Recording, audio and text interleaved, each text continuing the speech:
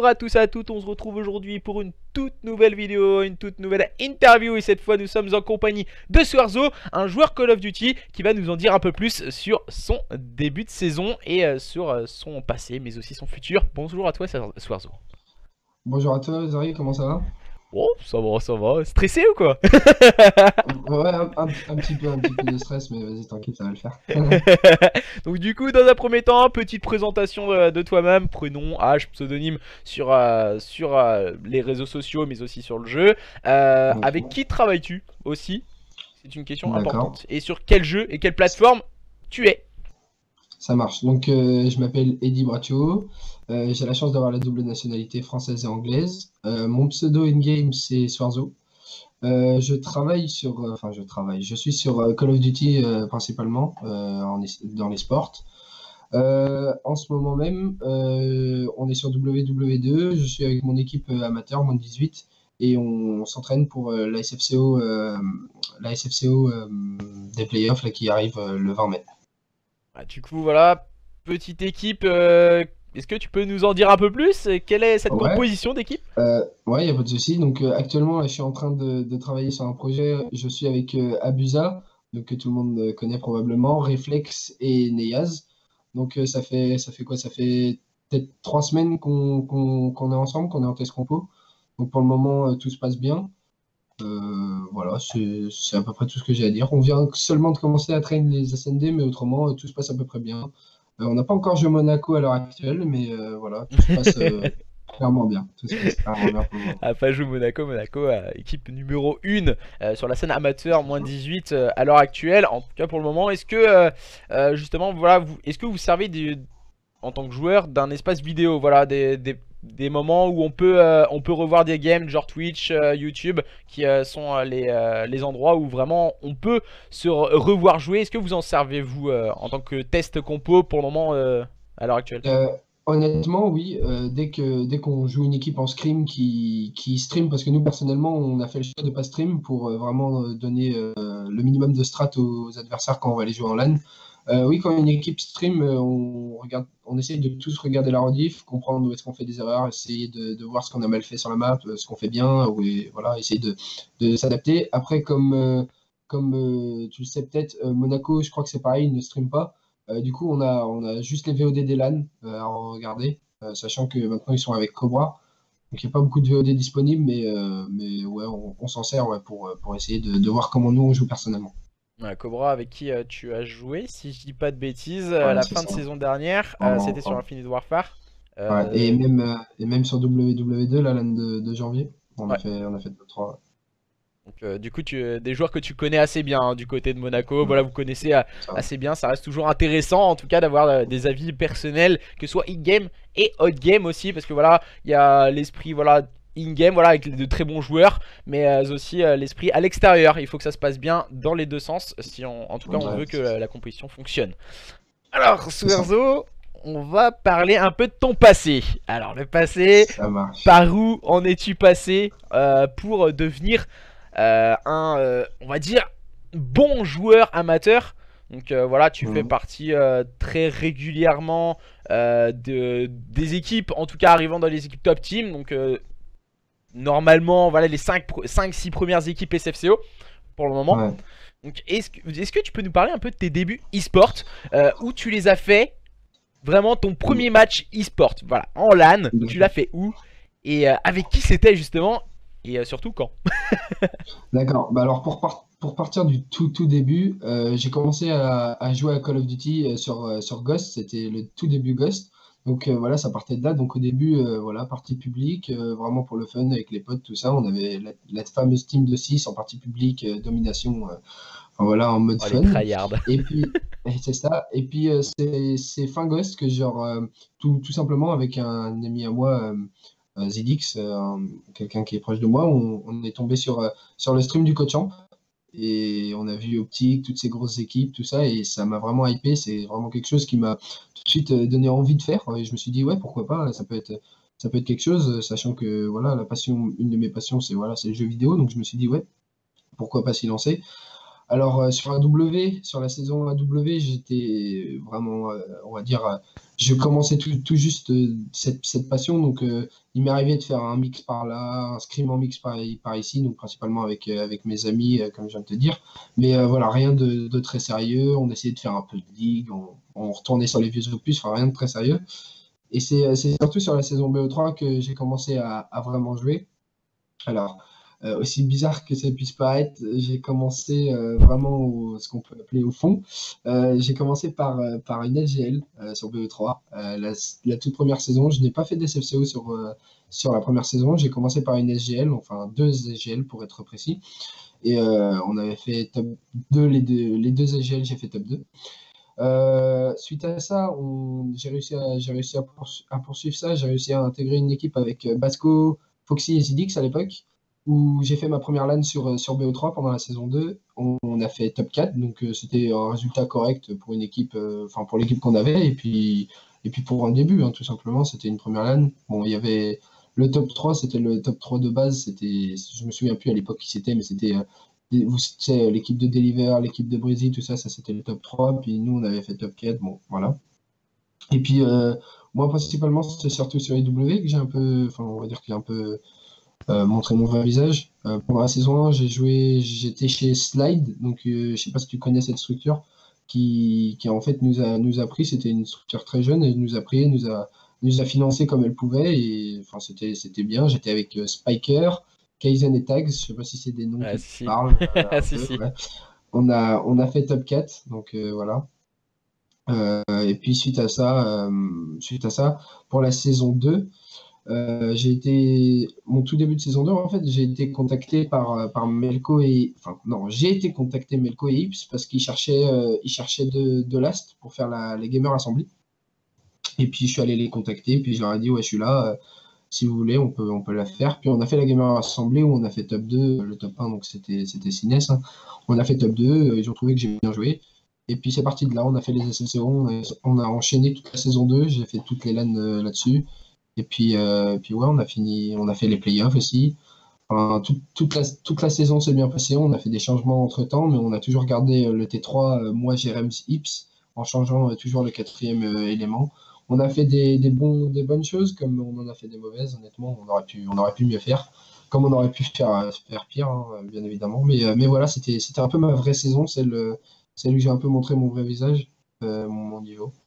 Et puis maintenant, WW2, début de saison. Donc pour le moment, ça se passe bien. Donc j'espère que ça va continuer comme ça.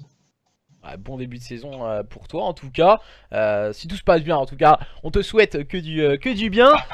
Eddy, on va demander aussi voilà, tes meilleurs moments dans l'e-sport.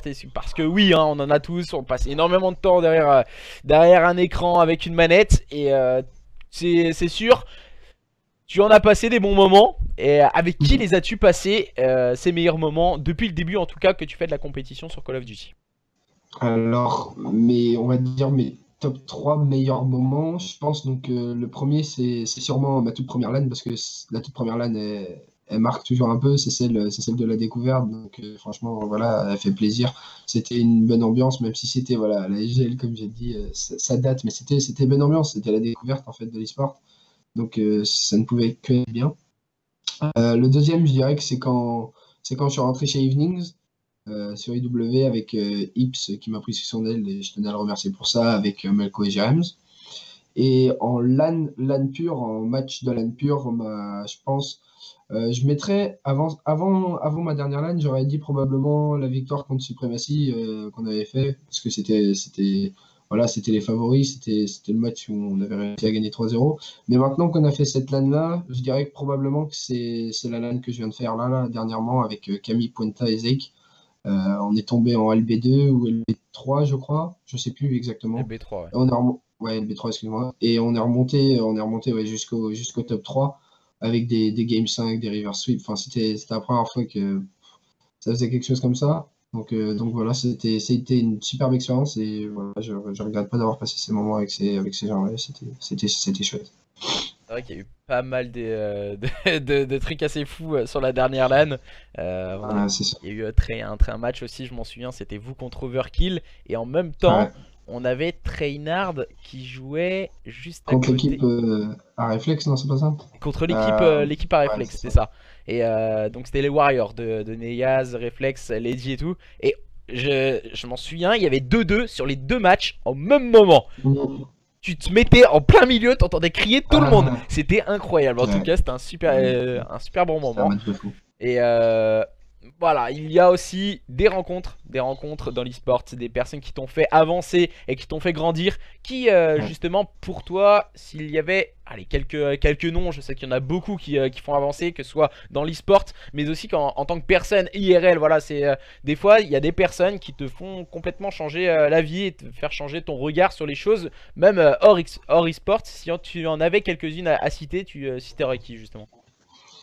Ben, hors e-sport, ben, je pense que j'apprécie, enfin, tous ceux à qui je parle, j'apprécie principalement, même dans l'e-sport, hein, tous ceux avec qui j'échange, c'est pas parce que, voilà, par niveau ou quoi, c'est parce que, voilà, on est toutes des personnes, je les apprécie, ils m'apprécient, j'essaye, voilà, d'être une personne, on va dire, respectable envers eux, ils sont respectables envers moi, puis après, voilà, il y en a qui sont devenus mes amis aussi. Mais si je pouvais vraiment citer des noms qui m'ont vraiment fait avancer, après, je sais que je vais pas pouvoir citer tout le monde, même si tout le monde a un peu contribué à ça, a contribué à qui je suis devenu aujourd'hui, au niveau que j'ai, à comment je suis. Mais je serais obligé, ouais, de citer Rival, Trax qui m'ont pris donc, sous Evenings pour toute la saison IW. Et principalement Ips qui m'a pris sous son aile en fait, parce qu'avant lui j'étais, on va dire, dans la catégorie no name, si tu vois ce que je veux dire. Donc, ouais, c'est un peu lui qui m'a pris sous son aile, voilà, qui a dit, ben, lui aussi il peut le faire. C'est un joueur qui, voilà, qui a le niveau pour. Donc je tenais à remercier Ips pour ça. C'était vraiment quelque chose de ouf, la chance qu'il m'a donné parce il l'a pas donné à tout le monde. Ok, ok, Voilà. donc voilà, merci à Ipstrax et Rival de la famille Evening en tout cas, Ouais. qui nous ont permis de voir comment est devenu notre camarade Swarzo. On a aussi quelques moments aussi. Comment te sentais te sentais-tu lors de ta première LAN, lors de ton premier événement en tout cas à l'IGL du coup? Est-ce que tu étais stressé ou justement tu te sentais vraiment Euh, motivé? Vas-y, j'ai envie de montrer c'est qui le papa. Allez, on Non, y va. ouais, c'est ça. Enfin, franchement, enfin, je vais prendre les deux cas à part. Franchement, quand j'ai fait ma toute première LAN, donc la FGL, voilà, c'était une LAN découverte. J'y allais franchement, tu vois, pour voir si je pouvais déjà faire, comment on appelle ça? C'est pas la SFCO, tu sais, c'est des LAN, on va dire des LAN communes, tu vois. C'est déjà pour voir si je pouvais faire quelque chose là-bas. On n'était pas attendu. J'y suis allé, pour te dire, j'y suis allé avec deux potes IRL et une personne du Desserto. Et on est arrivé là-bas, on a réussi à faire top 2. J'ai ramené un peu de cash à la maison. Papa, maman, tu sais, étaient contents. Et ils ont dit, ouais, peut-être que ça peut faire quelque chose. Non, franchement, j'étais pas stressé. Et puis, pour ma première année SFCO, je dirais que j'avais peut-être un petit peu plus, genre, la boule au ventre, parce que je me disais, bon, là, c'est là où il y a les gros calibres d'équipe, enfin, d'équipes françaises amateurs, excuse-moi, qui y vont. Donc, je me suis dit, ouais, peut-être que ça va se passer moins bien. Est-ce que je vais réussir à aussi bien jouer que dans une LAN commune? Et puis, pour être honnête, la première LAN s'est très bien passée. Genre, ça m'a donné encore plus confiance en moi. Donc, je me suis dit, ouais, pourquoi pas? Pourquoi pas doubler les efforts et essayer de continuer sur cette lancée? Donc, ouais. Donc voilà, tu te sentais plutôt bien, voilà, c'est plus stressé en tout cas pour la SFCO que pour la SGL. Ouais, mais c'est normal, c'est normal. Tout le monde, en fait, c'est tellement quelque chose de connu maintenant, les LAN communes, tu sais, voilà, c'est comme j'ai dit, en fait, tout le monde va y aller peut-être en mix, enfin, tu vois, pour s'amuser, tout ça. Alors que maintenant, la SFCO, c'est vraiment devenu le lieu où les équipes amateurs veulent vraiment montrer, genre, ce qu'elles valent, tout simplement. Donc, ouais, c'est sûr. Ouais, c'est vrai que voilà, on se fie tout particulièrement à la SFCO maintenant. Et après voilà, il y a plus les LAN, les autres LAN derrière, on va dire. À l'heure actuelle, c'est plus ça en tout cas. Ouais. Justement, si tu avais quelques petits mots à dire à des personnes voilà qui voudraient évoluer dans l'e-sport. À l'heure actuelle, c'est vrai que l'e-sport reste vraiment un endroit très assez fermé en tout cas. Et pour Ouais. atteindre un très bon niveau dans l'e-sport, pour toi, quelles seraient les qualités en tout cas qu'il faut avoir, que ce soit in-game mais aussi out-game? Donc du coup, est-ce qu'il faut être plus altruiste ou il faut vraiment penser à sa gueule et essayer de foncer tête baissée? Comment vois-tu en tout cas et comment pourrait-on progresser en tout cas là-dedans? Bah, moi, je vais parler pour comment j'ai fait moi, personnellement, en fait. Moi, je trouve que en ce moment, dans la scène amateur moins 18, il y a trop de gens qui se portent un ego qui ne devraient pas, en fait, tout simplement. Je vois, enfin, je ne citerai aucun nom, mais je vois des gens qui. Non, Vas-y, je ne crains balance, pas. balance, balance. Non, non. Mais, enfin, je le dis honnêtement, je vois des gens qui se portent, en fait, ouais, un ego, je vais dire, surdimensionné par rapport à ce qu'ils ont fait. Et je trouve ça, enfin, je trouve que ça sert à rien, franchement, parce qu'on est tous, enfin, moi personnellement, je suis là pour progresser et puis essayer de faire quelque chose l'année prochaine. Donc je vois pas pourquoi toutes ces personnes, en fait, qui n'ont pas fait, je vais dire un truc qui va paraître totalement logique, mais voilà, regarde Monaco cette année, ils ont fait full top 1. Bon là, voilà, s'ils veulent avoir un ego, ils peuvent se le permettre avec toutes les équipes qu'ils ont sorties, tu vois. Enfin, ils ont prouvé qu'ils peuvent répéter, tu vois, à chaque fois plusieurs wins en LAN, tout ça, mais des joueurs qui vont, on va dire, qui vont faire une LAN, qui vont faire un top bon, correct, mais tu vois, pas exceptionnel, et qui vont se porter un ego, je trouve que ça sert à rien, en fait. Moi, le conseil que je dois donner principalement, et c'est comme ça que j'ai fait, c'est travailler dans votre coin, essayer voilà, de grind au plus, c'est ça le plus important, il faut jouer au plus. Et puis moi, ce que j'ai fait, c'est ce que je fais encore d'ailleurs, c'est que je regarde beaucoup de streams de joueurs pro ou enfin, tout ce que je peux regarder en rapport avec les sports, hein, les CWL, les scrims des pros, enfin tout ça. C'est super important, ça t'apprend sur les moves et tout. Et enfin, l'élément le plus important, c'est d'accepter la critique, tout simplement. Moi, quand j'ai commencé au début, j'étais sûr de moi, j'étais sûr que tous mes moves, c'était les meilleurs moves à faire sur la map et tout. Et puis, au fur et à mesure, je me suis fait forger voilà, par ces personnes-là avec qui j'ai joué au fil du temps et qui m'ont dit non, tu ferais peut-être mieux pour le P2, de break par ici au lieu de faire ça, nanana. Et puis, ouais, j'ai fait OK, on va essayer ça. Puis, à force d'accepter la critique, on se rend compte qu'on joue mieux aussi. On joue mieux, on énerve moins nos mates et puis tout se passe bien. En fait, tout va à notre sens. Donc ouais, portez-vous pas un ego surdimensionné et jouez pour vous, jouez pour votre progrès à vous, tout en pensant voilà, à l'équipe et en acceptant la critique. Ah, donc du coup, les petits conseils de Swerzo, c'était la page conseils de Swerzo. Euh, Non, je rigole. euh, Non, du coup, de penser à soi, mais le faire en silence et travailler ou surtout en regardant des personnes qui sont peut-être meilleures que toi. Donc les joueurs en général plus 18 et des joueurs professionnels. Bon, même si on peut dire plus 18, c'est pas forcément des fois les quand même, meilleurs que d'autres, mais c'est ils sont peut-être des 5000. personnes plus intelligentes, on va dire, dans leur style de jeu. C'est peut-être ça la différence entre les deux. Après, voilà. Mais ouais, enfin, quand je veux dire les personnes en plus de 18, je parle pas.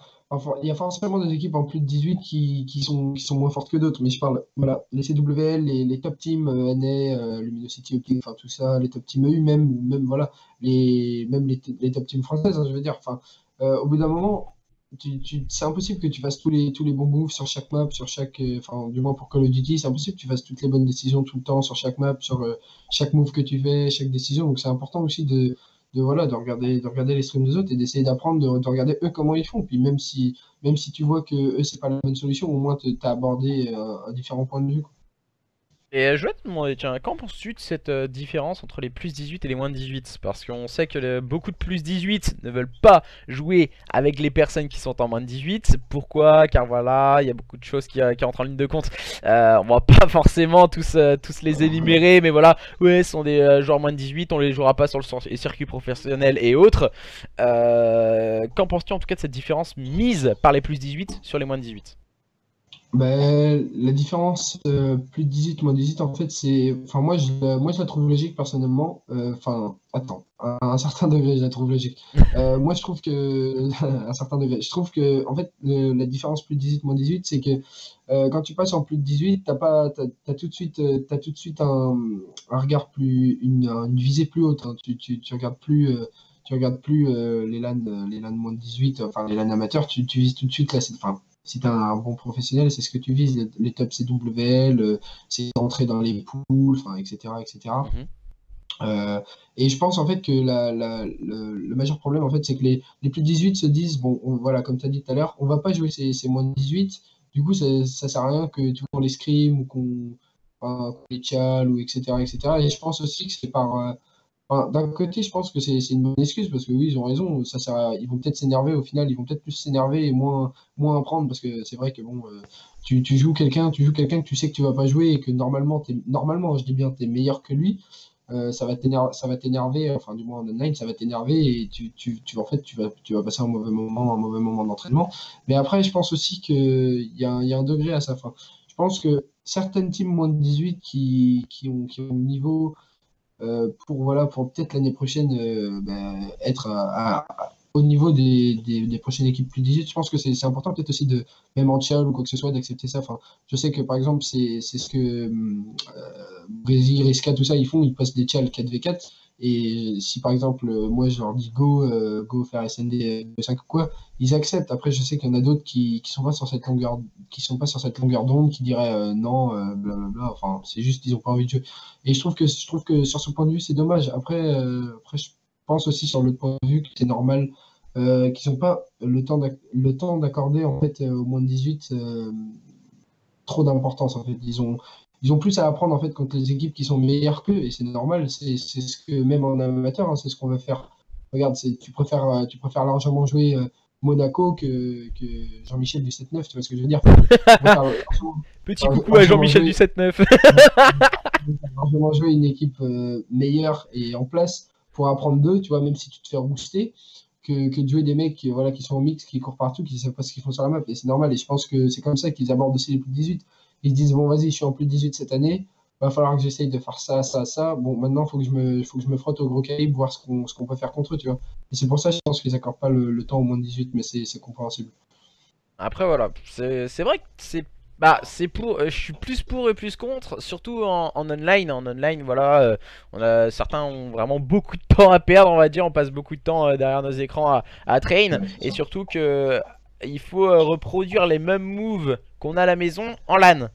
Donc Ouais, c'est du sûr. coup, soit tu travailles avec des personnes qui courent partout dans tous les sens comme des foufous, ou soit tu travailles avec des Ah, personnes qui veulent faire comme toi, qui veulent apprendre, qui veulent travailler au niveau de la stratégie en tout cas équipe, c'est qui est vraiment important en tout cas dans la scène plus 18, car voilà, on sait qu'il y a toujours meilleur que nous, et c'est ça vraiment l'important dans la scène plus 18. Petite aventure dans ton futur, mon cher Swerzo. Qu'en penses-tu de que vas-tu faire dans le ah. futur proche? Donc sur cette la fin des les playoffs, fin de saison 1 SFCO, et pour la suite de la saison World War 2, et pourquoi pas peut-être se projeter sur Black Ops 4.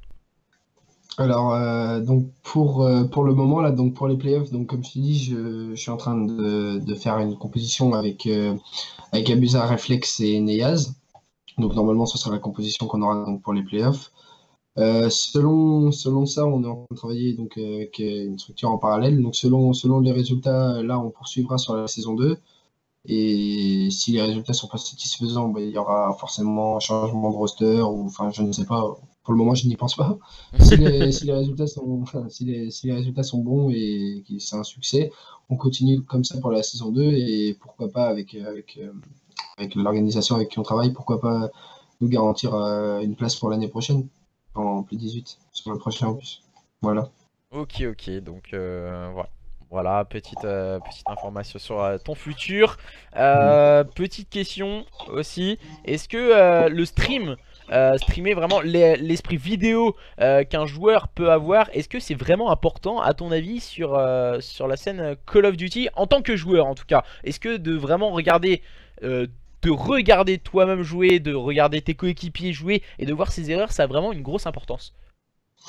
Donc ouais, comme j'ai dit, sur ce point de vue-là, ouais, c'est super important. Enfin, moi, je trouve, et c'est ce que font normalement toutes les équipes, hein, ils doivent regarder leur VOD, voir. C'est comme ça qu'on apprend le plus, hein, voir, par exemple, j'ai joué telle équipe sur ce P2, on n'a pas break parce que toi, t'as fait ça à droite, t'aurais peut-être dû revenir, sur à gauche, enfin, toi, etc. Je trouve que ouais, c'est très important, hein, même en plus de 18, toutes les équipes le font. Après, voilà, t'as des VOD, t'as un certain nombre de VOD sur certaines équipes en LAN maintenant, tu peux voir comment ils fonctionnent, c'est plus facile à counter quand t'es à ce moment-là. Mais bon, après, ça s'est poussé dans l'extrême. Je pense pas qu'il y ait beaucoup de gens qui le font en amateur. Moi, personnellement, quand je regarde des VOD, voilà, c'est surtout pour voir nos erreurs, hein. On ne travaille pas au point de connaître le start de chacun à 1 minute 23, il va page doc, etc. Enfin bref, non. Non, c'est surtout pour voir nous nos erreurs à nous. Après, de l'autre côté, je trouve que c'est important, enfin pour déborder un peu sur la question que tu m'as posée, je trouve que c'est important de stream sur code toi en toi-même, c'est important que toi tu stream en toi-même, genre pour ta communauté en fait, parce que Call of Duty c'est quand même un milieu dans l'e-sport qui est assez grand, mais voilà, il y a d'autres jeux qu'on sait très bien qui sont beaucoup plus, qui réussissent beaucoup plus et qui sont, voilà, qui se démargent beaucoup plus que de Call of Duty. Donc je pense que c'est important à un certain degré, quand tu arrives à un certain niveau, que tu streams, que tu aies des gens qui te regardent, et puis même pour toi, comme tu as dit très bien Anthony, qu'il y ait des gens, enfin, que toi tu puisses regarder tes VOD après de tes propres streams, je trouve que c'est intéressant. Ouais. Ok, ok. Et justement, Call of Duty, penses-tu vraiment que ça peut repartir? Parce qu'on sait que la scène Call of Duty est en train de tomber un peu, surtout en amateur. On la ressent vraiment sur cette Ouais, saison c'est ça. World War 2. Et est-ce que tu penses que vraiment on peut se relever? Est-ce qu'il y a vraiment un avenir sur, grâce au prochain? Est-ce que tu penses que c'est vraiment le prochain opus qui peut relancer, ou c'est justement la communauté elle-même qui peut se relancer simplement et seulement elle? Pour le plus de 18, je pense que Call of Duty est sur enfin, tu vois, est sur quelque chose d'honorable. Tu vois, c'est pas, comme je viens de dire, hein, c'est pas le jeu qui est le plus, qui est le plus regardé, qui est le plus joué, avec le plus de cash Mhm. prize. Mais bon, CWL, ils font quand même un gros taf. Tu vois le cash qu'il y a dans les événements plus de 18 CWL, c'est quand même, on va pas se mentir, c'est quand même, on va dire, un bon truc pour arrondir les fins de mois, hein. C'est quand même correct. C'est quand même correct. Mais alors, en moins de 18, je vais être honnête, on a vu la même chose hein, l'année dernière sur AEW. Enfin, c'est pas le même jeu. Les gens aimaient beaucoup moins AEW, mais on a vu la même chose l'année dernière. Beaucoup d'équipes au début de la saison 1 amateur, je parle. Et puis, arrivé les playoffs, toutes les équipes qui split, ça part un peu n'importe comment. Et après, à reformer des équipes qui sont au niveau des équipes qui, eux, n'ont pas split et qui, voilà, qui font top 1 comme Monaco ou quoi, c'est dur. Donc, ouais, je pense que en plus de 18, c'est pas inquiétant pour le moment. Et c'est même sur une bonne lancée, je pense. Après, en amateur, je pense que c'est aux joueurs maintenant de, comme j'ai dit tout à l'heure, pour retoucher un peu dessus, de se dire, pour ceux qui sont plus anciens, de se dire, bon, je vais mettre mon ego de côté, je vais peut-être prendre trois joueurs qui sont, voilà, qui sont plus jeunes, qui ont plus de gun skill que moi, et moi je vais leur apporter l'expérience, comme si je peux te donner un exemple, comme a fait un peu Resco Mhm. à la Ouais, dernière LAN avec Trainard, hein, voilà, de super se hein. dire, bon, ouais, ouais, c'est propre ce qu'il a fait, de se dire, bon voilà, j'ai peut-être moins de gunfight que ces trois mecs-là, mais bon, je suis sûr d'avoir plus d'expérience qu'eux, donc si je peux leur apporter mon expérience et voir comment ça se passe, voilà. Bon, à l'heure actuelle, je crois qu'il est plus avec eux, mais bon, c'est quand même propre ce qu'il a fait, voilà, ils ont fait top 5-6. Moi, pour ma part, j'ai perdu contre eux en LAN, donc voilà, c'est eux qui me mettent en loser. Donc non, franchement, c'est propre. Et je pense que c'est ça qui manque en France. Tout le monde le dit, hein, je vais avoir l'impression d'être un disque rayé, mais c'est ça qui manque en France, c'est l'entraide en fait. C'est les joueurs plus expérimentés qui doivent mettre leur ego de côté, et leur expérience en avant justement pour les jeunes joueurs qui rentrent dans la scène en fait. Et là, ça se passerait tout de suite mieux. Ouais, Mais c'est oui, ça. je pense que oui, la scène peut se relancer si les gens commencent à réfléchir intelligemment. Euh, que penses-tu aussi de... Tu me disais en plus 18, c'est honorable et tout. Le format est peut-être pas adapté à la scène Call of Duty, peut-être avec les PP qui sont assez chiants et assez rébarbatifs Oh à ouais, faire tous les jours. ouais, C'est ça aussi, ça ah peut ouais, plomber la scène plus 18. ah Donc, ouais, clairement. voilà, Ça, que ça c'est dommage. ouais, ça, clairement, vu là-dessus, ouais, c'est sûr. Ah, moi, je parlais des events CWL, mais oui, là, c'est sûr que tu as raison. Les pro points, je trouve que c'est lamentable de clairement devoir faire 5 matchs de PP tous les jours pour avoir je sais même pas combien c'est de points, pour espérer être encore en liste. Je trouve que c'est dommage. Je trouve que limite, ça aurait été limite, je trouve que ça aurait été plus intéressant si on en est à ce point-là de faire des PP en online, limite, fallait faire comme sur BO3, tu sais, faire la ligue online, tu vois, Ouais, faire ça, et comme ça, voilà, de toute façon, c'est en online, c'est tout pareil, et puis au moins, les équipes en online, tu vois, elles jouent entre elles, tu vois, elles jouent pas, encore une fois, des gens moins forts qu'eux pour 5 PP tous les jours, tous les jours, tous les jours. T'as un mariage un jour, tu dois faire tes 5 PP, enfin, ça devient un peu ouais. ridicule, tu vois, donc ouais, ça c'est dommage, limite, ouais, remettre la ligue online hein, au point où on en est. Donc, enfin, moi, je pense que c'est le mieux, après, je sais pas. Bah après que c'est vrai Je qu'il sais pas. faudrait remettre un truc... S'ils veulent vraiment... forcer le online en mettant des GBPP.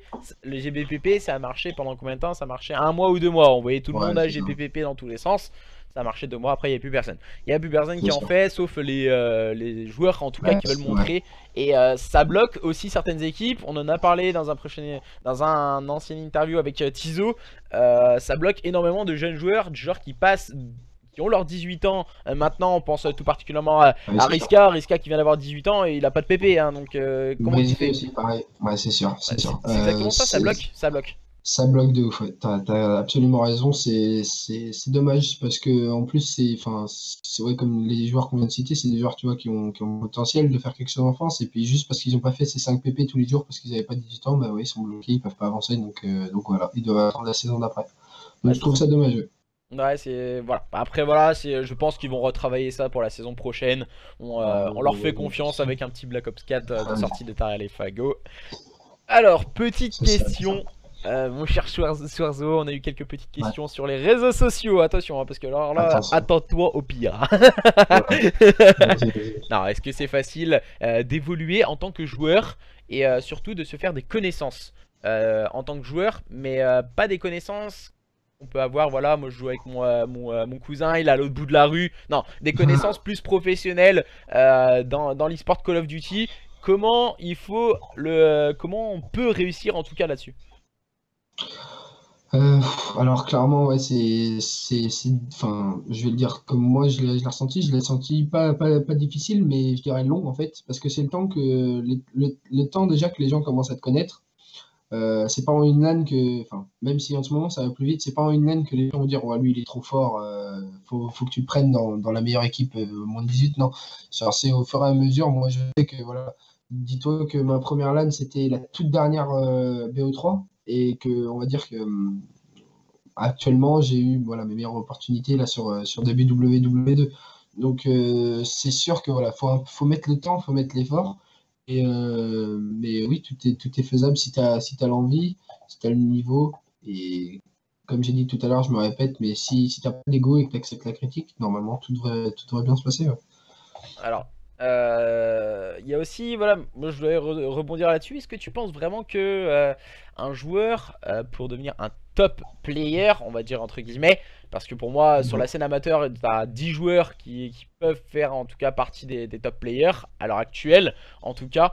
Est-ce que tu penses que ces joueurs, il faut automatiquement passer par la scène avec des LAN. Il faut aller faire des compétitions du côté de la SFCO, du côté de la EGO, du côté de la UL ou de la SGL ou autre pour passer là-dedans. Euh, ah oui, oui, tout à fait. Enfin, déjà, toutes les autres SFCO, tu les enlèves. Ouais. SFCO, tu vas à la SFCO et tu prouves là-bas en fait. Parce que c'est maintenant, c'est quoi un top 1 Ego, c'est quoi un top 1 UL, c'est quoi un top 1. Enfin voilà, c'est ce que j'ai dit tout à l'heure, c'est t'auras allez, 50% d'équipes en mix, 30% de gars qui sont venus là avec leurs potes pour déconner, et peut-être ouais, 20% d'équipes qui sont là pour jouer le top 1, tu vois. Donc non, maintenant c'est SFCO ouais, carrément. Et puis oui, oui, bien sûr, faut passer par les LAN, surtout avec la communauté française qu'on a. Tu mets 40-20, une équipe qui est meilleure que toi, enfin sur papier, c'est tout de suite un liner. Donc ouais, c'est sûr. Moi je sais que c'était comme ça au début. Hein, en online, malgré ma pauvre petite connexion, on va dire.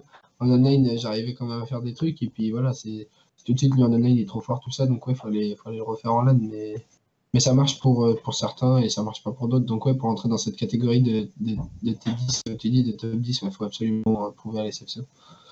Ça manque de compétition en France ou ça vous convient à l'heure actuelle? Parce que voilà, on dit à l'heure actuelle, on a la UL qui essaye de sortir la tête de l'eau dans le sud de la France, qui commence à émerger un peu. Ouais. Mais on parle principalement, voilà, bien sûr, de la SFCO qui arrive depuis quelques années à s'en sortir, même on sait pas comment des fois, parce qu'on quand on voit, comme tu le disais, les saisons de playoff de Infinite Warfare, c'était très compliqué. Et C'est on les ça. en remercie en tout cas de nous proposer ce genre d'événement. Est-ce que justement ça manque plus d'événements en France? Ouais, déjà, oui, premièrement, tu as raison, ça manque d'événements en France. Après, je pense aussi, enfin, toute façon, voilà. Je pense que les événements qui sont autres que SFCO maintenant, SFCO, il a tellement pris un pôle contrôle, en fait, en France, en fait. Voilà, tu vois, Anthony, quand tu parles de qui c'est qui a fait un bon résultat en -18 en France, tu vas pas regarder qui c'est qui a fait top 1 à la UL, tu vois ce que je veux C'est dire? ça. Enfin, c'est toujours plus, enfin, c'est un petit plus, tu vois, moi, pour avoir fait des LAN communes sur IW et même sur BE3, comme je t'ai dit, c'est toujours fun, hein, c'est toujours bien, voilà, tu gagnes, enfin, sur IW, voilà, j'ai gagné deux LAN communes, c'est bien, mais c'est pas valorisant. Après, enfin, c'est pas valorisant en termes de, comment dire, de dossier, tu vois, Ah non, mais de niveau. voilà. Ouais. Après, franchement, gros respect à toutes les autres LAN que SFCO qui, quand même, voilà, qui montrent qu'ils aussi peuvent organiser des événements. Moi, j'ai fait, voilà, ces deux LAN WCP et LIG sur IW. Et voilà, c'était top. C'est bien aussi d'avoir, on va dire, des LAN, si je peux me permettre, plus relax et moins dans le cadre faut absolument que je me prouve là-bas, tu vois. Donc, c'est Hmm. c'est bien aussi, mais oui, il en manque, c'est sûr. Ouais, il faudrait plus d'événements comme la SFCO. Si on en avait deux trois en France, là, ce serait vraiment classe. Même si c'est géré par SFCO, tu sais. Mais dans d'autres Ouais, locaux, dans mais d'autres endroits, ce serait ouais, c'est ça. incroyable. Ce serait incroyable, C'est je ça. pense.